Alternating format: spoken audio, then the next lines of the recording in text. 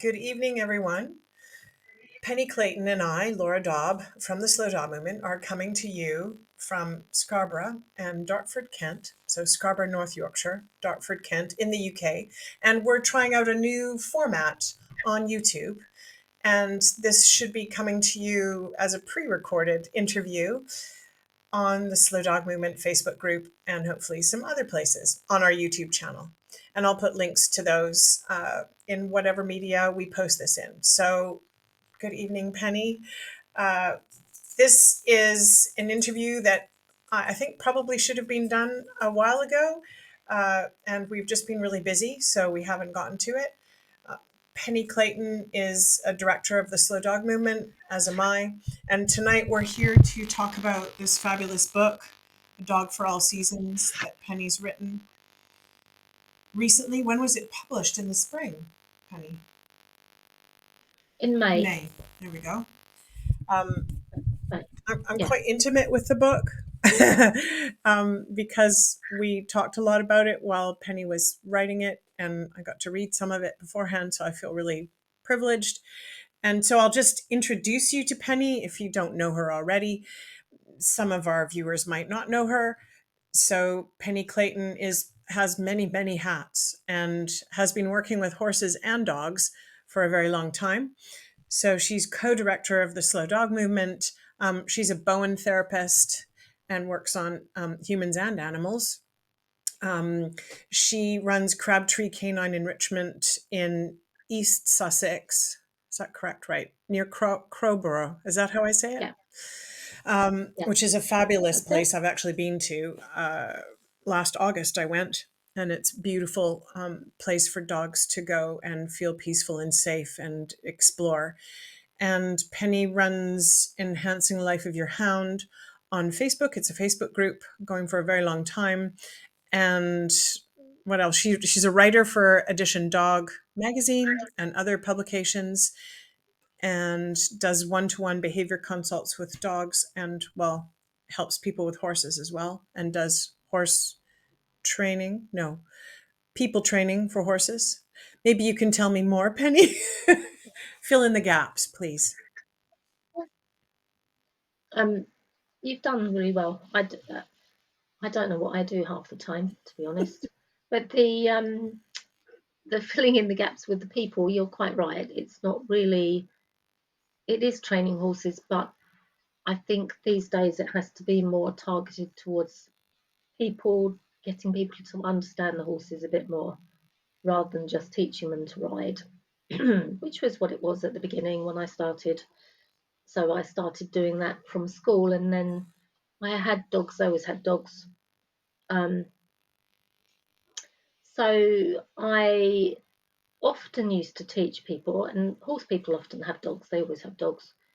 I often used to teach people on their horses, and then they'd be really good with their horses, and I would wonder why they were so mean to their dogs. Hmm. So I then started.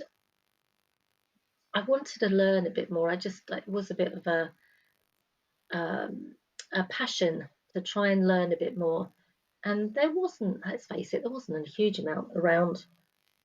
I started studying with Sheila Harper, and I think she really was a bit of a groundbreaker. She was working with Turi Rugas at the time, and that was, I always forget when I did this, to be honest.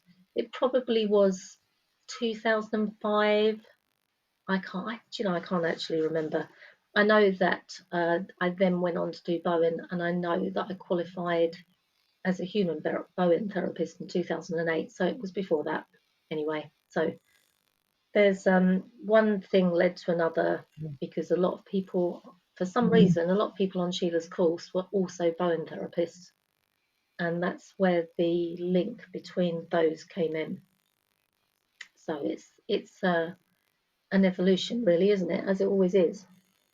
But it's interesting, because this is not exactly to do with your book right now, but it just made me think that working with horses is quite hands-on, is it not? I mean, you have to, they're very physical. I mean, people ride them, but also they're You have to know their anatomy very well and their physiology, and their movement is what most people are interested in, isn't it? I mean, That's yeah, that's what I was trained in mm, primarily.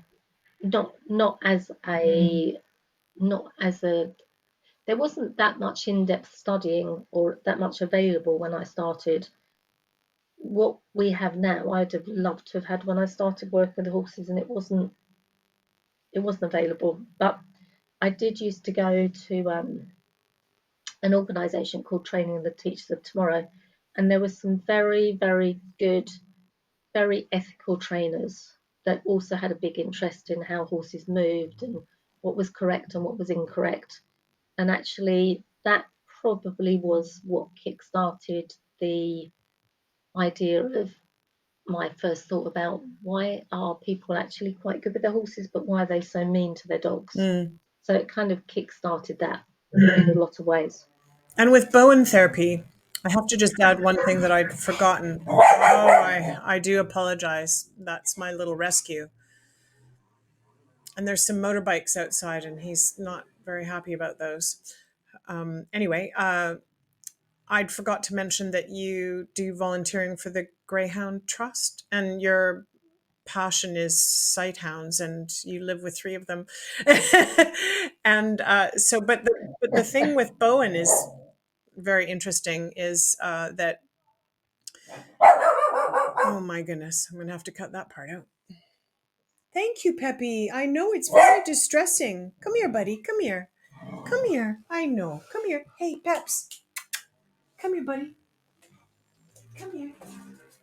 Oh, I know they're very loud. It's okay. Sorry, Penny. There's motorbikes. I don't know if you can hear them. I can hear them. They've just gone Yeah. back down our. Oh, I know. Oh, it's all right, bud. It's all right. It's all right. You It's a tell full them, moon. Peppy, Um, horrible I things. know. Um, Getting back to the interview, the Bowen therapy, because you understand anatomy and physiology and everything, it's kind of like when I've read your all of your writing, but this book in particular, there's a lot to do with how dogs experience, well, their health, but how they experience their physical world, and terms like proprioception and sensory integration, and all of those elements with it, which a lot of books actually don't talk about. And so I wonder if you could just explain why a dog for all seasons. I kind of know the answer, but I'd love to hear it again from you, and maybe you'll say more about it, and perhaps talk about if you noticed how much physical and sensory information is in your book. It's because when I wrote that book, I didn't really write the book. I know it sounds a really stupid thing to say. I put posts on my group, my dog group, and then I enjoy writing on my dog group because a friend of mine, a very good friend of mine, had done a mindfulness course. I think that's what she'd done. And she said, as part of her exercises every day to boost her confidence and become more mindful, the course creator had invited her to do something creative every day. So I thought that was a really good idea. So that's when I started writing more detailed posts for enhancing. But obviously, you're going to write, or anybody's going to write about what they do and their slant on life. Um, Owen is interesting actually. If you talk to three therapists, their outlook will be actually quite different. I belong to a really very, very nice group, and we meet once a month or so, and we're all very like minded. So we will sit down, often with coffee and a croissant and lots of nice cakes when we meet each other. And somebody always talks about there's one of the group that talks a lot about um, looking at things on YouTube and finding out answers to physical problems. She's really interesting. So that kick starts often a conversation, and then somebody else will say that they take a specific remedy, homeopathic remedy, 'cause a few people in the group have different takes on homeopathy, and anything really that helps to keep you healthy. Inevitably we'll end up talking about mobility, how we sense the world, because one of the other ladies, she's got grandchildren.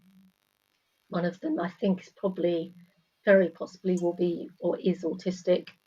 So we often talk about sensory experiences and people's experience of the world and how they process Bowen. That's a big thing, actually, how they process Bowen instead of just trying to fix people. And obviously, that's why people have Bowen, and it can be very, very, very good if you've got shoulder pain or back pain. But it's also to do with encouraging people to just look after themselves. So that includes, sensory situations and how they walk. We talk a lot about how they walk. So this is a crossover to the book, which is what your question was actually about. So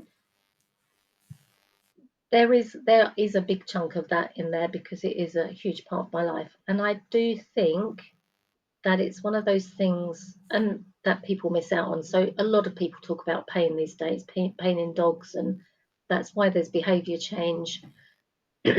But there's more. There's just loads and loads more.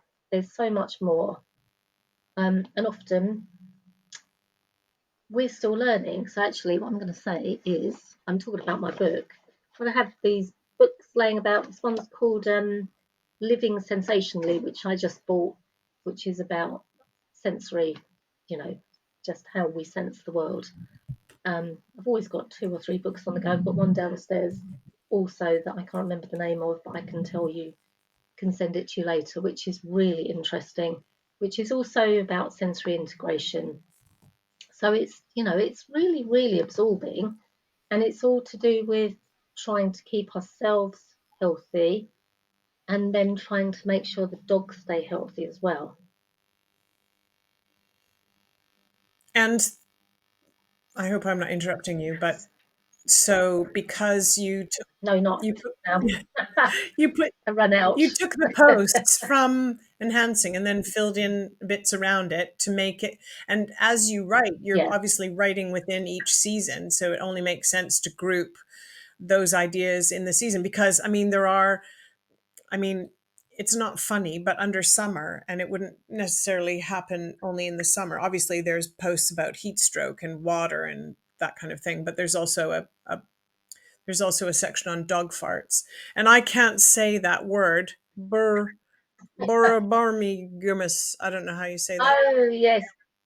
And I can't say it. I have to remind myself how to say it every time somebody asks me what's that word, and I have to go back to the internet and then learn how to say it again, and then tell people what it's called, because it's not lodged in my brain. But it's a great name, isn't it? It is. What I should have done is I should have put beside it, and I will next time I edit it, because you can edit them, is put it so in a way that people can pronounce it. Phonetically. What's that called? Yeah, That's called phonetic. phonetically. Yeah.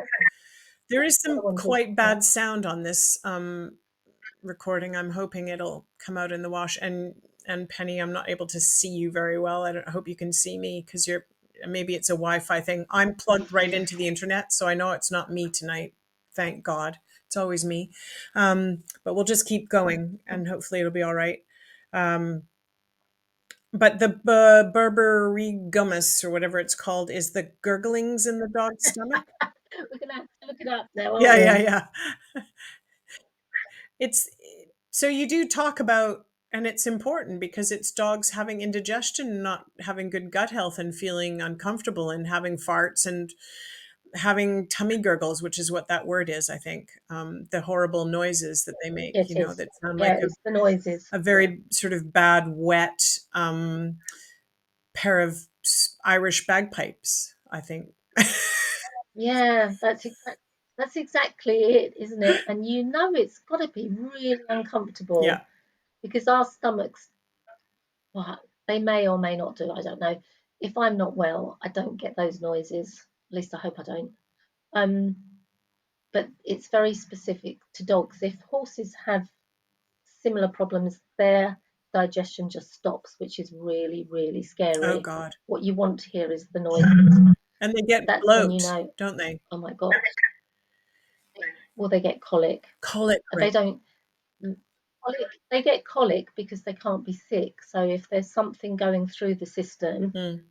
which is creating a problem, everything just stops. And that is hugely dangerous.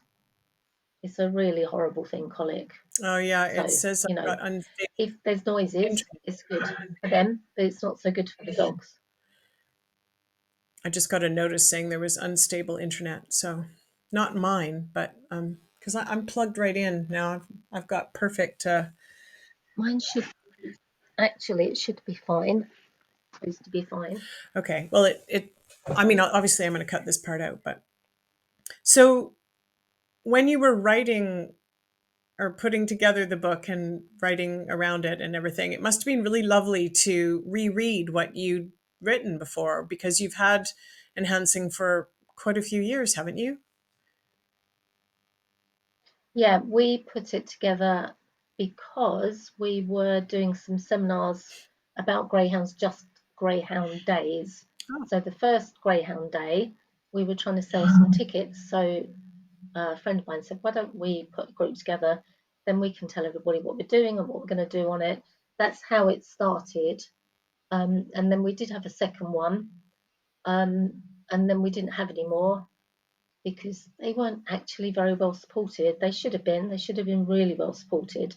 And the whole day was just about greyhounds, how to help them if they had separation anxiety. Mm. Um, one of my friends came and talked about the pharmacognosy.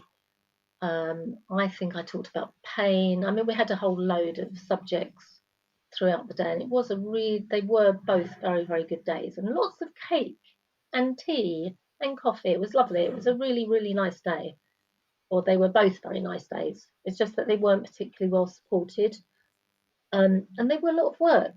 So Mm. we did too, and then we kind of stepped back and we were raising funds as well, so that always helps a little bit, doesn't it?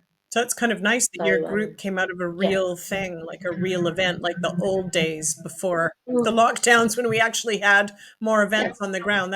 That's kind of nice. But I mean, I just want to explain to people so you know when they buy the book, it's really special because it's not prescriptive. So yes, there's things about each season, but it's like a cornucopia of information and a lot of I mean how why I like it especially is because, the slow dog movement, we're asking people to slow down and observe, but Penny's always done that. So a lot of her observations, well, you know, speaking about you, even though you're in the room, I think a lot of your observations are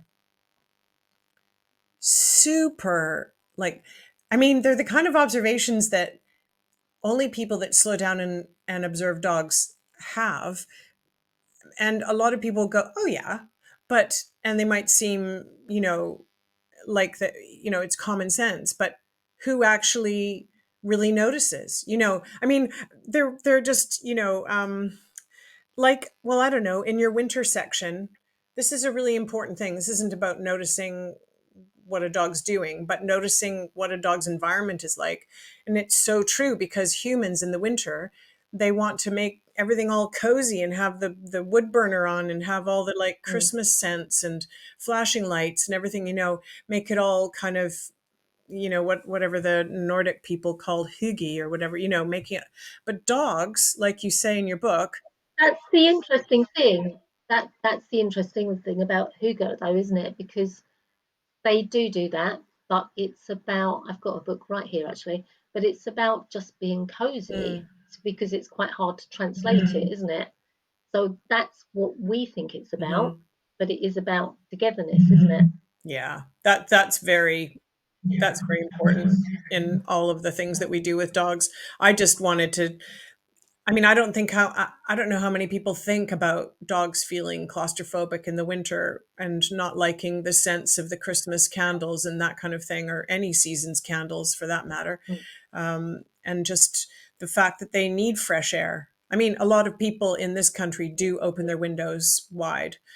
I think it's a very much a North American thing where we don't open our windows wide and we have the central heating on more, you know. I mean, I haven't lived like that for almost 14 years, but I just like how I'm just trying to let our audience know how, you know, there are specifics to Yeah. every time of the year, but then there's more information, you know, in the section that's specific to dogs' health. And so um, Mm. and things you can do with your dog, like, you know, grass bathing, and well, at the end you have forest bathing. So how long did it actually Yeah. take you to put it together? Because I had already written the post, what took the time is because when I write a post, I probably don't spend as much time writing them as I should. So there's always loads of mistakes. And then, as with anything you write, when you take that, there's just lots of things that I didn't put in that I should have put in to make it more relevant. So, especially when I did the book, so it's more relevant to spring or summer or winter. Mm, Certainly, the winter, as you were talking about, the winter section, I don't think that's on the group. I think I had already written that down somewhere. I'm not quite sure where I wrote it, but then it fitted in so well with the winter section. And as we're saying, you know, people don't. It's really interesting you saying about North America. I don't know that people open their windows much here anymore, mm, even over Christmas. I think they do that whole North American thing where everything stays shut and they've got the candles going, which, you know, it's fine. But, you know, the scented candles, not so fine. mm, Um, you know, it's becoming a big thing over here, isn't it? Joe Malone candles and mm, um, all sorts of scented candles, and you know, all of the things that you have to make Christmas really really special. I don't particularly like Christmas. I don't particularly like any of that stuff anyway. So I'm a bit of a humbug. We don't have decorations or anything. So, mm. But but actually, you can use it's some really good for the dogs. They don't. you can just use natural things. Sorry to interrupt you. You don't have to have candles and things. You Yeah, can of use, course you like, can. if you really want that smell, you can use cloves and oranges and stuff, like, you know, old fashioned. But Yeah, you of course know, you can. I just saw actually Evelina from Australia, one of our Slow Dog Movement members, longtime members, just sent me a really interesting video that's actually an ad for Dulux skylights. And it's really quite long, this ad, but it's fascinating. And it shows actually dogs in it as well. And it talks about how our houses are so unhealthy now, most people's houses, because we seal everything in. So, you know, there's the vapor barriers and everything, and double glazed windows. And, you know, you say people don't open them as much as they used to. I remember coming to this country in the 70s and 80s and staying in rooms, and and my host would like open the window and then like leave it open, but also put a hot water bottle in my bed. And I'd be like, oh, I want to go home. And, Yeah. you know, a hot cup of tea. And then you'd have to pee because you were cold and you didn't want to get out of bed and leave your hot water bottle. But for dogs, you know, if you think about how much stuff most people have now, people didn't used to have so much stuff. I Mm. live in an 1830s fisherman's cottage in Scarborough, and there's no closets. There's no closets. There's no, I mean, they might have had a wardrobe. There's no cupboards. There's no storage space really under the stairs and above the dryer in the bathroom. But that's in the toilet. But that's new. They wouldn't have hardly any stuff. They wouldn't have hardly any clothes. They had basic furniture. They had furniture that doubled for other things, you know, like, so dogs, you know, and I'm sure they kept it very clean because they were very house proud back then. I mean, people used to mm, whitewash the front of their houses here and in Cornwall, I know, and in the Netherlands, they used to clean their front step. I've even seen them doing it when I was at the PDTE conference in yeah, 2013. I saw them do that in Volendam. So I think the way that we live is so different now. We're so busy. People are looking at gadgets. They're not cleaning. They're watching television. They're not. They may not have gardens to be. I don't know. I think it's changed so much. And dogs were outside more, weren't they? I mean, their coats are thinner mm, now because mm. they're used to central heating. So much has changed. If you'd written that book in 1830, it would be a little bit Mm. different, wouldn't it? Would be very different, wouldn't it? That's an interesting thing. Maybe that's what we need to do. Write a book about dogs in the 1830s or something. I'd be fascinated about that. Oh my goodness. Okay, to be continued. Really, really Yeah, interesting. You have to do loads and loads of research. no kidding. I mean, Yeah, even there you from the go. There's another 70s. project. When we used to let our dog out the door Mm. in the morning, and he was tiny. He was like Well, a Chihuahua yeah, Jack I think a Russell. lot of people did. Yeah. I think a lot of people did. And I think, I mean, certainly our dog when we were growing up, she just used to get out. Nobody let her out. She just had a very good way of getting out. So, and then she'd join her friends. But I mean, that's then very, very different now because there was nowhere near the traffic, was That's there? exactly Even what I was on the thinking. Yeah. estate that No, my mum's house was on. there were hardly any cars. And it's funny because when I talked to Lisa Edwards about when she was young and also with Kirsty Falk, we were all talking about, well, they both had dogs that they knew or were their dogs that were just roaming, just, could go out in the garden, could go Yeah. up to the football. This was Kirsty Falk, could go up to the football club. You remember her talking about that in the podcast and join in and be the only dog that was allowed at the football club. But Lisa Edwards was talking about Mm. neighborhood dogs that would just, unfortunately, we lost that podcast because of Podcastle, but or maybe Wi-Fi, I don't know. It's the modern age, but technology still seems to scupper us. But yeah, those dogs used to just show up at her house and hang out with her. So it's so Mm. different. They had so much freedom. Dogs did. So your book, getting back to the book, is very specific to now and what the world is Yes. like for humans and their dogs. Mm. And that's why it's not why I wrote it, but I think people, this is what we often talk about, isn't it? People forget that either they forget or they never knew that, or they never really thought about the fact that dogs have this huge, diverse, rich life, and then if they got out, such as our dog did, or they were let out the door, they would go and do their dog things. Now they're not allowed to do their dog things, are they? If they, it's like this afternoon, I was walking with Tui down the field, and it's a nice place because it's one of the only, it's not, there's not many people that walk down there, so he can have a really nice runabout. And I let him off, and he ran what he normally does. If there's anybody around, he'll run up to them. He's not very interested in women, to be honest. He likes men, so he'll run for a man, and they say hello to him, and then he runs back to me. This particular couple were like, "Ooh," trying to shoo him away, so I called him back. I know, it's really sad, isn't it? Um, and it's just, I don't know, why is that? Because people think they're dirty, and oh no, I can't have a dog around me. um and it is just a very different world, isn't it? That's what always occurs to me with that type of situation. And I knew he would come back. I was a bit sad for him that he didn't get to say hello to the man, because he obviously really wants to say hello to the man.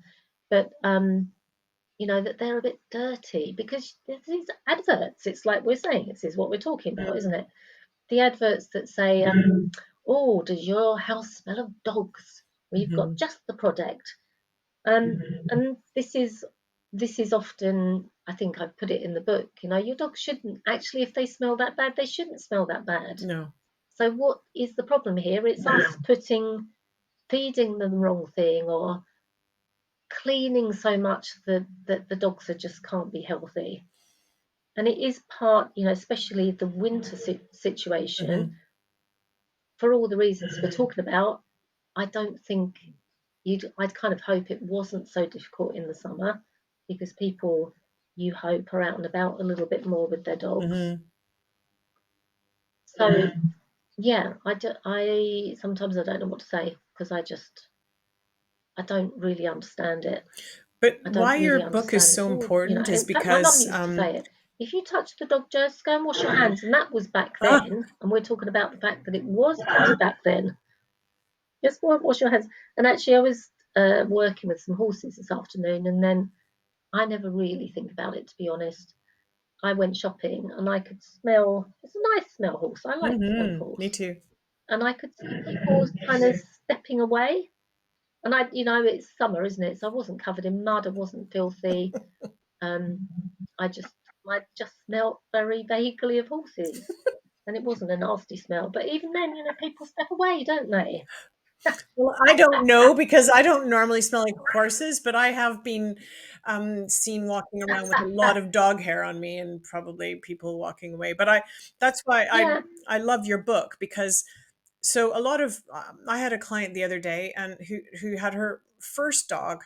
It was a dog behavior consult, and when I just talked to her about common sense things to me, she said that it was so different from what she'd learned. And so that's why I think your book is really special because it encapsulates a lot of information that people really need to know. And because the internet, because people don't go to the library anymore, do they, generally, to look at what dog books, and they Mm, might be out of no. date, and that's a problem, really. They might go to the bookstore, but I look at the dog section every time I go into a bookstore, even different Waterstones, and they have vastly different books. And so, actually, interestingly, on Gabriel Island, where my home is in Canada, they used to stock Turid's books in like 2008, which is quite amazing because it's only 5,000 people in that community. But um, what I'm trying to say is that the internet has too much information and you can get completely opposite points of view. And so your book has Mm, information on physiology and, time of year and health concerns. I mentioned the heat stroke, but there's equally as important information for every season, but also on worming and, overbathing, that kind of thing, environmental stuff, behavior, relationship with your dog, and just so people will, instead of buying 10 books, they could just buy your book because that's what I think anyway.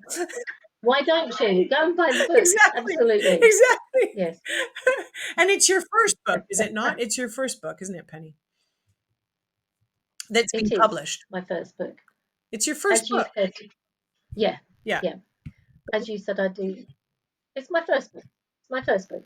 I am writing one on greyhounds, but that's a slow burner, so Well, it'll get there sooner or later. that's why I I said ran out of first steam, published. and I because I yeah because I started to write the Dog for All Seasons, and I'm such a creature of seasons. I don't actually, no, this is wrong. I don't love all the seasons. I really hate winter.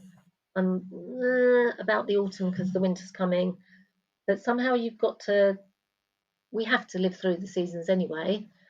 The dogs probably love the winter more than we do, or certainly more than I do. Um, but summer, I mean, who's not celebrating the summer? Well, I know of a few people, but I'm a summer person for sure. I love the spring as well. I don't Yeah. mind autumn, but it makes me a bit melancholy. And I only like winter when I have somewhere warm to come home to and it's not raining and mizzly and yucky. I prefer crisp, bright Mm, winter days with sunshine and, when you get rosy cheeks, or I do actually yeah. love snow. And we don't have that much snow in this country in the UK, so there's not some of the concerns that you'd have if, say, you were living in Toronto with a dog. And there's, although, if it does snow, you have to watch out for what's the stuff from the cars now, that stuff they put in the cars, that The antifreeze? antifreeze, and also the salt on the roads. It's not just salt anymore, it's full of chemicals, so there's those kind of concerns. But Mm. um, Yeah, I don't know. I mean, if you were to describe your book to people, what would you want them to know? I think, and I find it really hard to describe what it's about, um, but it's about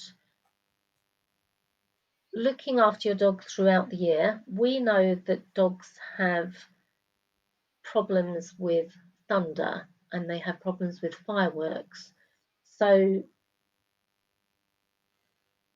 the reason I put it in sections is because, and I know this isn't, I know that in the States they don't have firework night on the 5th of November. It's more likely to be the 4th of July. But even then, it's probably easy to look under the fireworks section because it's clearly marked. But they have to go through these seasons with us. So I think it's good, even if it may not seem relevant to your dog. I would hope that people would look at the fireworks section, and I know we all know that not all dogs are firework phobic, but it's surprisingly there's a lot of dogs that are firework phobic, and it's surprisingly fast when they start to worry about fireworks. So they can be fine one year, and then the next year maybe there's been a few more storms over the summer, for example, and then they begin to get more and more tetchy. And we also know that this is related to pain. So if they're in pain, whereas they would absolutely not bother about fireworks the year before, they're really, really worried about fireworks. Hmm. So people have that it isn't just a thing, it will be related to something else. It doesn't just happen, does it? And We all know that behavior doesn't just happen. the big ears, like Pepe's ears when he was responding to the motorbikes. He's got the big ear. And Izzy, Mm, our little Jack Russell, who's hard of hearing now, she has the big ears, but she also had pain. So you're right. She was terrified of fireworks. But you say that there's no fireworks on November 5th. That's true, but there is for Halloween.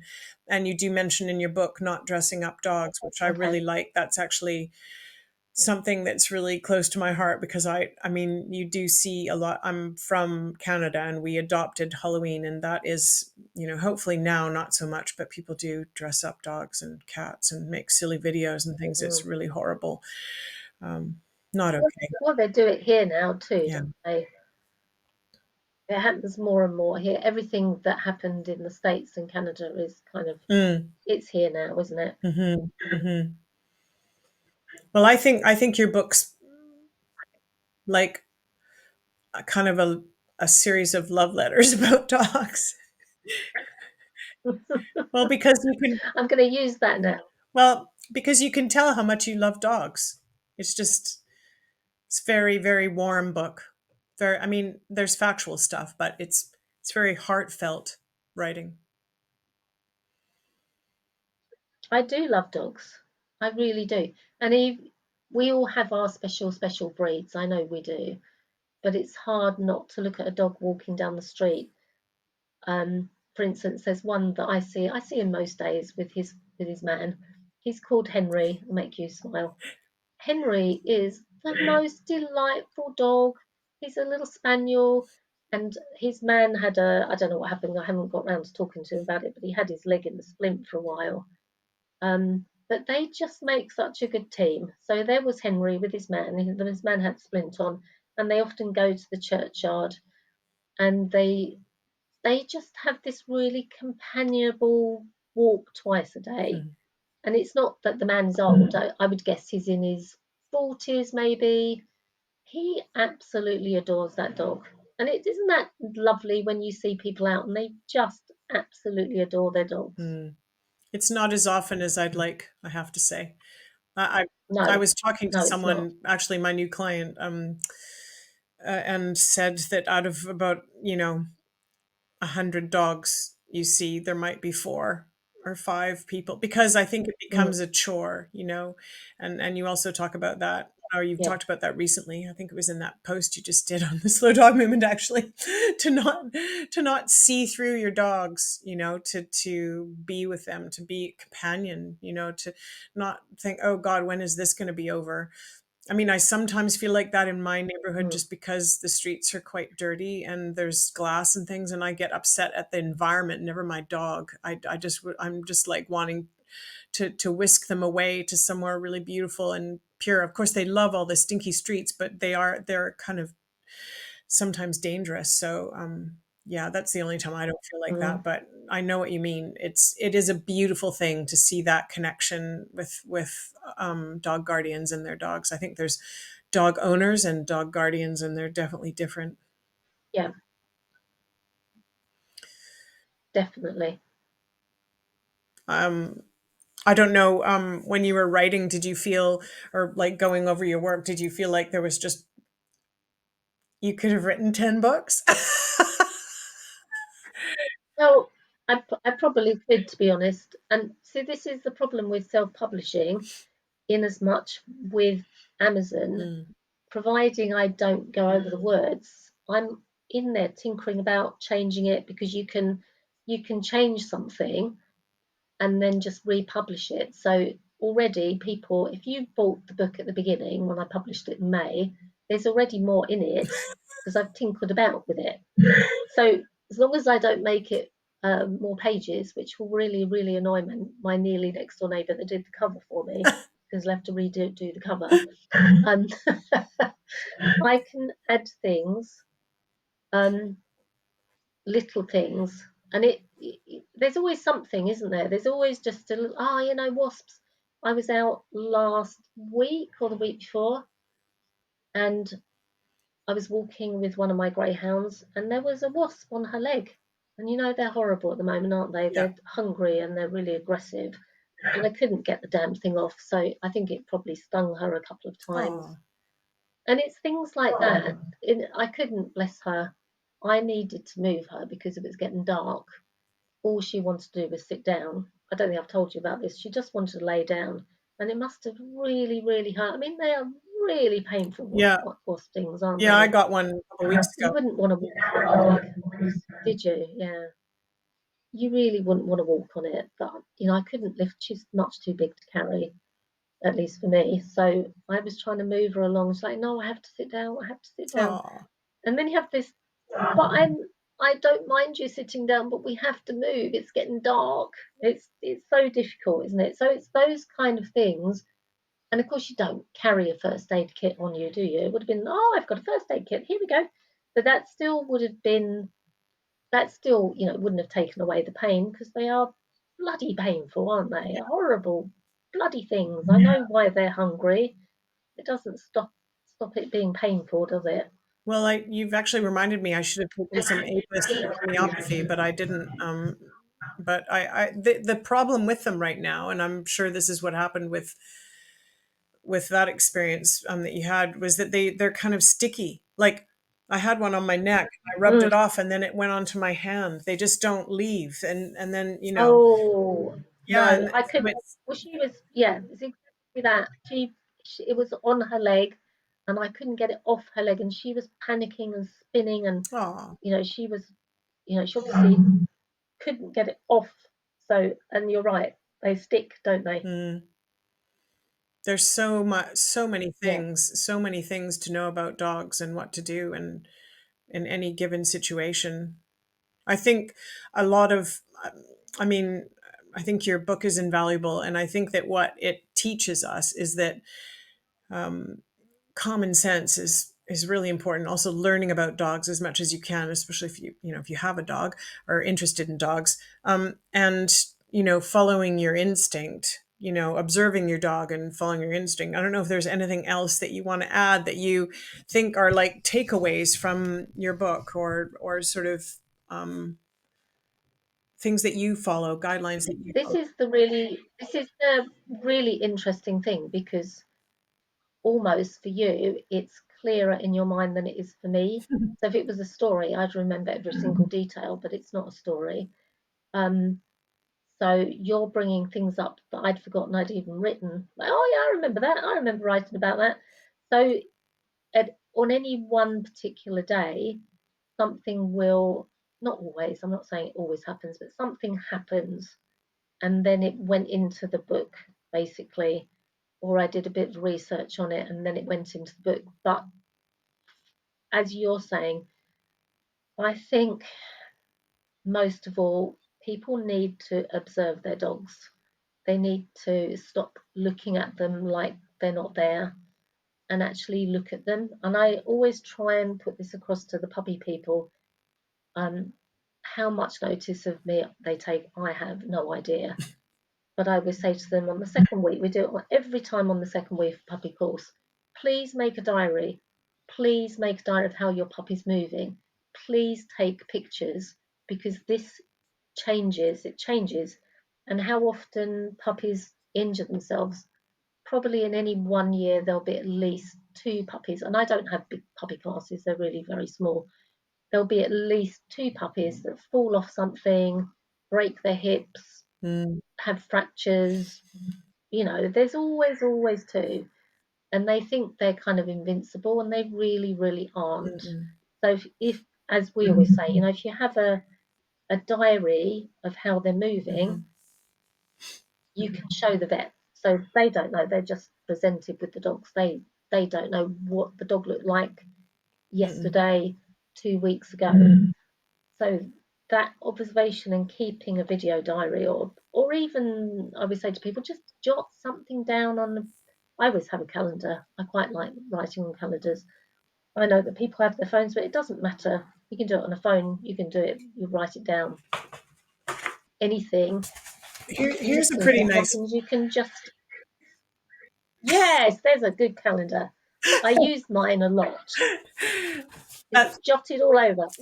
that's the Slow Dog Movement fan calendar from 2023, and we have a new one coming out for 2024 soon. So watch this space. Sorry, that was a bit of a plug, but it made me think when you were talking about video. And I try to get away from social media. I mean, I am a bit of a slave to it, but a lot of people do love Instagram, and they could easily do a channel, Mm. maybe even make it private, just for their vet or something. I don't know, or just for their own sake. You know, they could have. A feed that shows their puppy from day one and doing little movement videos, and it would be so interesting. Well, I would think that would be fab. You could even ask your puppy group people to do that if they're It into would be Instagram. really, really interesting. Yeah. Yeah. And I know how hard it is to, I often do it. I've got a couple of two actually. I was walking behind him a while back and put that on Instagram. Totally. I mean, it's just a dog walking. But the thing is, I was talking about proprioception. But even then, that little bit of video with him walking in front of me Mhm. is just really, really helpful. I mean, there's tons of And you can see, you know, there's a bit of, yeah, I was just going to say, if he changed, if his movement changed, it would be really easy to look at that and think, oh, yeah, that's very different. definitely. Sorry, I interrupted you. No, no, it's okay. It was actually feedback. That's why we're interrupt. There's a lot of feedback. And Okay. yeah, so I was just going to say, no, my dog Ted, and so for adult dogs, it's important as well. He has funny legs from because he was an ex breeding dog, or he was going to be a breeding dog, and he was kept in a pen, and so he has shaky legs and weird feet, so they weren't his toenails don't go down on his back legs. His toenails never wear down on either of his 4 feet, but or paws. Um, but in the back, he's got funny feet that stick up like this, and in the front, he has really long nails. Now, I what my dog groomer wasn't able to because for it's not his fault. He wasn't able to clip his toenails this time, and he was really overdue. Mm. Because I had a business before and now it's closed. I wasn't able to come on a Monday. It's kind of a long story. I tried to do Ted's nails. There's a lot going on in our house. We're like redecorating and stuff, and because my business closed, we had a whole bunch of stuff from it here. So it's always like life situations. And I am trying to do one toenail a day, but Ted's nails are really long right now. And so what happened at the groomers is that my husband dropped me off there because it's out of town, and then came back a bit early. And so I thought if I left when Ted was getting his nails done, which is what I usually do, just so that the groomer can do it, and not have me there to anyway. So Ted heard the van and thought, and I thought if I left, he would think I was leaving, so I couldn't do it. And so I will do them, but it's just that really affects their nails, really affects how they walk and where they want to walk. And I'm super conscious of it right now. But so there's lots of things to think about. But that I mean, proprioception. Yeah, I imagine he'd have really good grip when he's running around a field and on the grass right now, or sorry, on the beach right now. But he probably wouldn't want to be jumping from a high surface onto a hard surface or that kind of thing. Mm. I don't know. I don't know if you ever have experiences where you have people come to Crabtree and you notice really long nails and have them dogs tripping and that kind of thing. People are the people that come to Crabtree. They are, I think, because it is such a specialist thing Mm, still, and I know we've both been working to try and raise awareness in people, but specifically with Crabtree because it wasn't. It's a slightly different business model from yours. If I want to use the word business, because I'm such a useless business person, but it's only really the people. Um, they're really invested in their dogs. That's probably what I want to say. right. Certainly, the first year, which was 2020, there were people coming because there was nothing else to do. There was just nothing, was there? So I probably had more ordinary dog owners then. But certainly since then, it's really only people that are really invested in their dogs. So to be honest, I don't see horrible nails. Mm, Very, I can't remember the last time. It's more likely to be my dog's nails because I have the same kind of situations that you do. And my dog's nails are black and it's really hard. mm, I hate clipping them. I really hate clipping them. mm, And they hate me doing it because I'm slightly nervous and they're like, oh, get away with it. So yeah, getting the nails right is is a really difficult task mm. actually, isn't it? Well, I mean, I don't mind getting down But on my hands. certainly no. Sorry, I don't mind getting on my hands and knees and doing it, and I can just do maybe one or two at a time. I did his dew claw the other Mm. day. So important, dew claws, but yeah, a slightly off topic, guys. Sorry, we get really into the nitty gritty when Penny and I talk. We really go into detail. So that's maybe a little taste of what you can find in Penny's book because she's really good at details. Very good at details, but also very good at like really super important aspects of living with your dog, like your relationship and how you can foster your relationship. And in the summer, go, and this is what Penny actually does. She doesn't just write about it. In the summer, spend time relaxing with your dog, go to the beach, have some fish and chips, sit and watch the people in the world go by. Yes, do that. Do it in the winter as well. It's just not quite as warm, is it? Oh, Maybe you have to sit in the car as the wind's blowing around you. Yeah. oh, dogs don't mind that. Dogs don't mind as long as there's some snacks and they're warm enough. They love being with you everywhere you are. Yeah, they don't care. No, They really, really don't care. except for festivals. We're not no busy places. Just nice chilled out places. They love the car, actually, don't they? Usually, many dogs do. Yeah, most dogs do, don't they? Yeah. Well, Penny, we're almost coming to the end of this fabulous first interview for A Dog for All Seasons, and that this book is quite good thickness. Well, at least now I don't. This is I have mine from the beginning, but maybe it's like this big now. I don't know. Um, No, it's no fatter. I don't dare make it fatter. It's the same. It's the same thickness. It's just a little bit more. I can manage to put in without changing the actual amount of pages. Anyway, it's available on Amazon. A Dog for All Seasons, and you can just Google that and it'll come up because Amazon's good like that. Because Penny's put all the right words in the search whatevers, and she's done all her stuff she had to do to get it in the search engines. So you can find it very easily. And if you really can't find it, then you can find Penny on Enhancing the Life of Your Hound on Facebook.